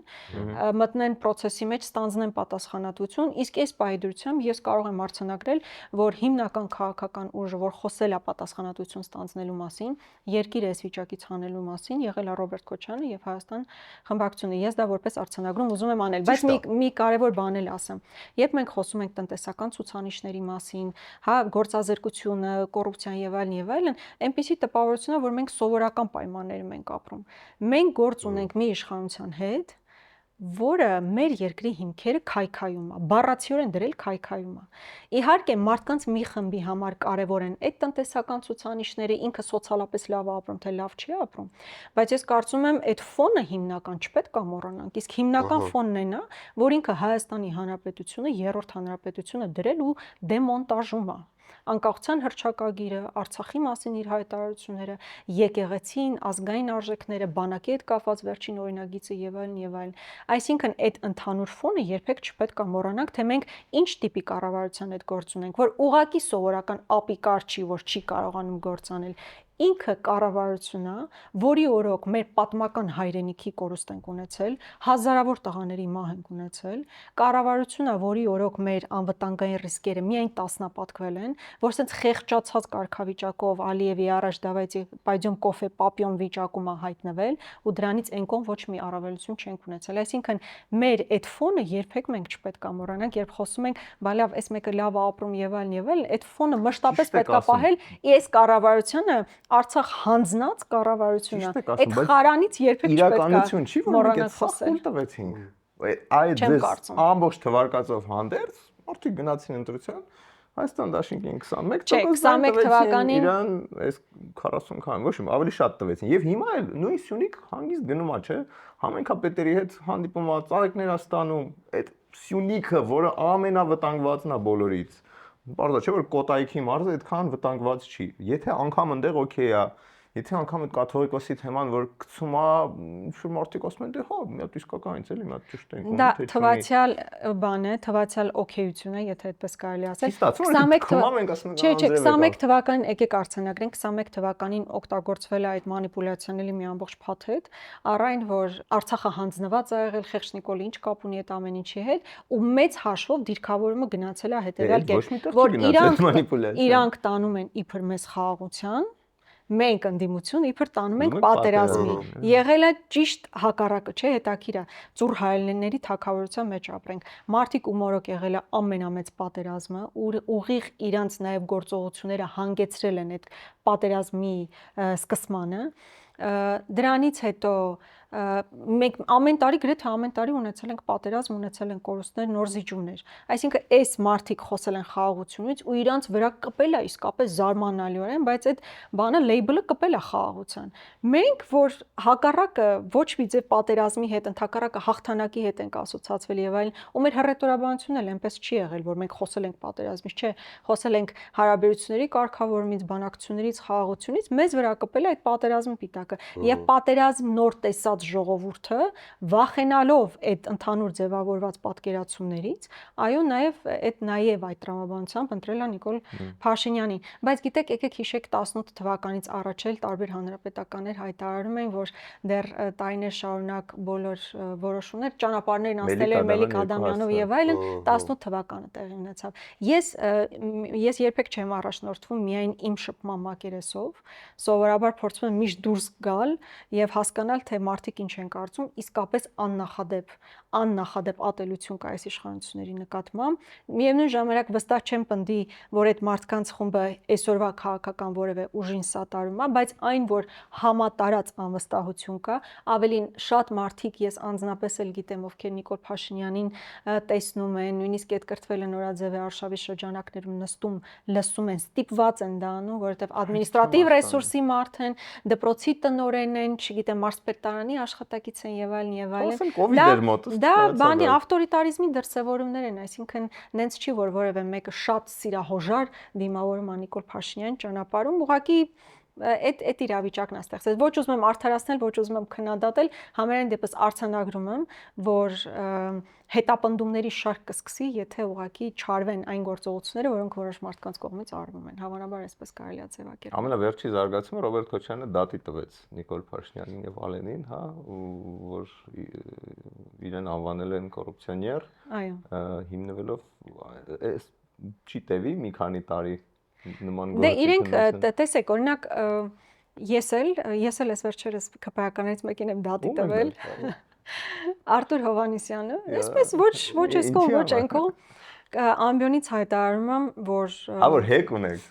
Ուր է ձեր հեկը։ Ստաց ինչ եղավ ձեր հեկը։ Ո՞նց է ձեր հեկի գործերը անձրևներ են գալիս։ Ես գտնում եմ մի մարդու, ով կտանի ցույց կտա իմ հեկը որտեղ է գտնվում։ Նա հայտարարում եք, որ կեսը կտակ իրան։ Ես չի ընդհանրապես կտամ ամբողջությամբ, չունեմ հեկ եւ հետեւաբար դատի եմ տվել Արտուր Հովհաննիսյանին, կարծում եմ առաջիկայում արդեն կհայտարարեմ հաշվի առնելով, որ պետքա գործը ընթացքի մեջ գնա եւ այլն։ Սովորաբար, որ իրանք են տալիս, դատը տևում։ Տարբեր ժամանակահատվածներ կան, մի տարի, մինչև ընտրություն դրա։ մի տարի հավանաբար կտևի այդ ամեն ինչը, բայց այս իշխանությունների տարբերությունը ես կարծում եմ մարտավարական առումով իրանք ճիշտ քայլ են անում այս առումով։ Օրինակ Ալեն Սիմոնյանին, ով ինչ ասում է, ինքը դատի է տալիս, նախ բանա մի քիչ սյուր է, որ ազգային ժողովի նախագահան բոլորին, անկախ նրանից ով է, ինչ ասել եւ այլն, հատկապես լրատվամիջոցներին յուրահատուկ ճնշման մեխանիզմը, բայց իրանք այդ քայլը անում են որոշակի զսպվածություն առաջացնելու համար։ Հիմա երբեք օրինակ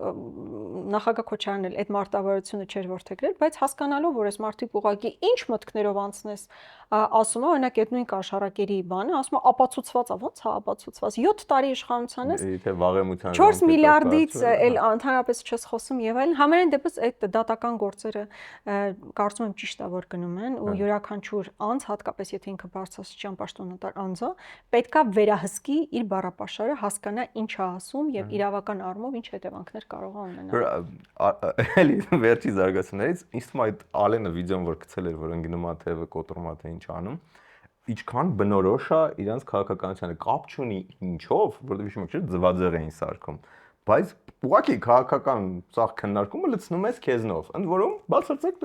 ոչ մի դրական բան իր համար չկա, չէ՞ որ ինքը փակիլա փողոցը, այսինքն չարաշահելա իր այդ աշխատողների ռեսուրսն, չէ՞ լուրջ ԱԱԾ տղեկ բան, պրոստը կանգնել են, որ փակենք շեֆը վազի, ասենք ստորացուցիչ է էլ իմ կարծիքով, վազում է շատ անտաղանդ է վազում ու ոչ մի շահեկան բան չունի դա դնելուց, բայց դնում է ու արդյունքում հիմա մենք դա ենք քննարկում։ Ոնց է վազում, Ֆիբիի նման է վազում։ Չես տեսել։ Այ երկու քայլանում է, գնում է ձեռը ջարդում է, վիդեոն, ոնց որ ինքն է դրել իր Telegram-ում, ընդ որում 2 տարի առաջ էր, մտի Ալեն Սիմոնյան, հա։ Ուզում եմ ասեմ, թվում է թե շատ վատ է, բայց արդյունքում սա տեղեկատվական վակուումը լցվում է իրանցով, կապ չունի։ Արտուր Հովհաննիսյանը ինչ ասեց, Գևորգ Պապոյանը ինչ ասեց, չգիտեմ, այն օրը ով էր որ բանից էր խոսում։ Ենթակառուցվածքների նախարարն էր կաթողիկոսից խոսում։ Հա, թե փոխնախարար։ Նախարարներ։ Հա, մի խոսքով ժամանակը տլեց, եթերաժամը իրանցով է լցված։ Ձեզնով չի լցված։ Ես հասկանում եմ, անկեղծ ասած դժվար է, չէ՞, պատկերացնում մենք նմանատիպ ինչ որ բաներ անենք, նման սյուր իրավիճակներում հայտնվում ենք, բայց ակնհայտ է, երբ որ մենք խոսք ենք հնչեցնում, այդ խոսքն էլ նես չի որ չի տարածվում, ակնհայտորեն պետք է ընդունել, որ որոշակի տարածվածություն ունի, բայց որևէ խոսք ավելի չի տարածվի, քան օրինակ այդպես անտաղանդ fail-ը, հա, վազել ընկնելը կամ չգիտեմ ինչ է ուզեցել դա անի։ Դուք ցույց տաս լավ է։ Հա կամ ում հետ էր մրցում էին, ինչ էին անում։ Մեկի հետ ոնց որ գրազ էր եկել, որտեղ երկու հոգով էին մրցում, էլի, հա։ Պետք է իրան սովորացնես վազելը հավանաբար։ Ես դες մի անգամ գրազ էր եկել, որ Volkswagen Golf-ին հավասար կվազեի։ Լավ։ Շնորհակալ ենք շատ, որ ժամանակ մեզ տրամադրեցիք։ Եկաք, ինձ թվում է տենց շատ բաց խոսացինք լիքը բաների մասին։ Եթե կա ինչ-որ բան, որ մոռացանք ասել։ Սա վերջին անգամը չի, կամուրջները պահում ենք եւ ըստ զարգացումների հուսով ենք էլի կհանդիպենք ու նոր Մեծ սիրով, եկեք հիշենք, որ վաղվանից, այսինքն մենք խոսում ենք վաղվանից սկսելու է քարոյա։ Մենք դες տեսնելու ենք Armcom-ի եթերում։ Եվ հետաքրքիր կլինի տեսնել, թե շաբաթ օրը արդեն ընդհանուր ինչ պատկերք ունի։ Հիշեք, հորդորում եմ, քիչ էմոցիա, ավելի շատ տենց ճնշող փաստեր։ Շատ տուպիկ, ավելի քիչ էմոցիա, ավելի Բայց ամբողջ հարցն է, երբ որ իրան գցում ես տուպիկ փաստերով, իսկապես ինքը հայտնվում է այդ տեսել եք, չէ՞, այդ լավ է, դա success story է։ Ցնցումների մեջ է անգամ։ Շնորհակալություն։ Շնորհակալ ենք Hacky Challenge-ը հայտարարված է, եթե գտնեք։ Լուրջ կասներ, չգիտեմ, բաժանորդագրվեք ալիքին, եթե դա այսքան մի ժամից ավել է նայում եք դեռ չեք արել, բաժանորդագրվեք, մնացեք մեզ հետ, մենք կշարունակենք հրավիրել հետաքրքիր խելացի հյուրերի։